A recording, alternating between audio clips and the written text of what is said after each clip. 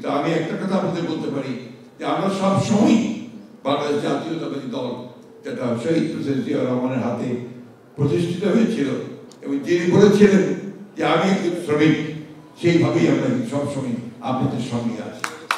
আপনাদের সৌভাগ্য যে আমারও সৌভাগ্য মনে করি যে আপনাদের বিখ্যাত শ্রমিক নেতা নজরুল ইসলাম খান সাহেবের সঙ্গে আমি কাজ করতে সুযোগ পেয়েছি, তার সঙ্গে আমি কাজ করছি। তিনি আপনাদের দলের প্রতিষ্ঠাতা সম্পাদক।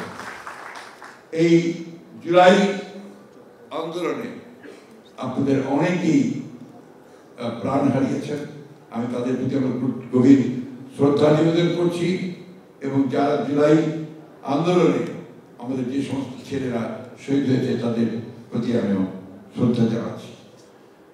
আমরা একটি কথাই শুধু বলতে চাই আপনাদের কাছে, আগামী যে নির্বাচন, এই নির্বাচন কিন্তু অত্যন্ত গুরুত্বপূর্ণ নির্বাচন।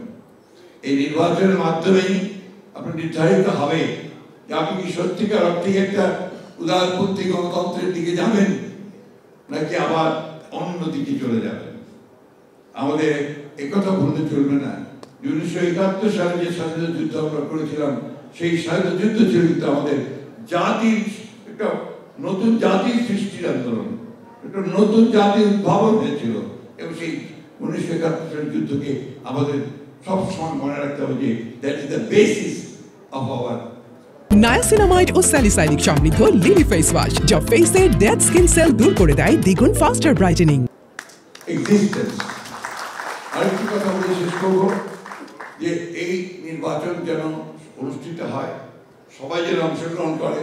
রাজনৈতিক দলগুলোকে আহ্বান জানাবো যে আসুন আমরা সবাই যেভাবে ছোটখাটো আমাদের ভিন্নতা, এই দূরত্ব আছে সেগুলো দূর করে যেভাবে আমরা আপনার সনদ স্বাক্ষর করতে পেরেছি, আসুন আগামী নির্বাচন আমরা সেইভাবে আমাদের দূরত্বকে দূর করে আমরা আমাদের নির্বাচনটাকে একটা সত্যিকার অর্থেই একটা অর্থপূর্ণ নির্বাচনের প্রতি করি।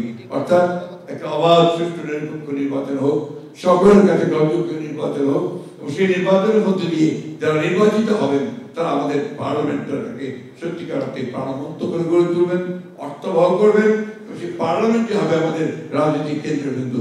এইভাবে যেন আমরা সামনের দিকে এগিয়ে যেতে হবে। গণতন্ত্রকে যদি আমরা সত্যিকার অর্থে প্রতিষ্ঠিত করতে সক্ষম হই, তাহলে আমার ধারণা, আমার বিশ্বাস সেখানে সকল শ্রেণী, শ্রমিক শ্রেণী ও দাবি দাওয়া সেখানে পূর্ণভাবে স্বীকৃত হবে বলে আমি বিশ্বাস করি।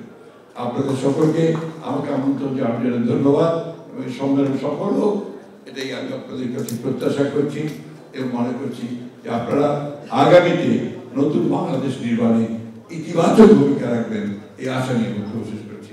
ধন্যবাদ সকলকে। আসসালামু আলাইকুম।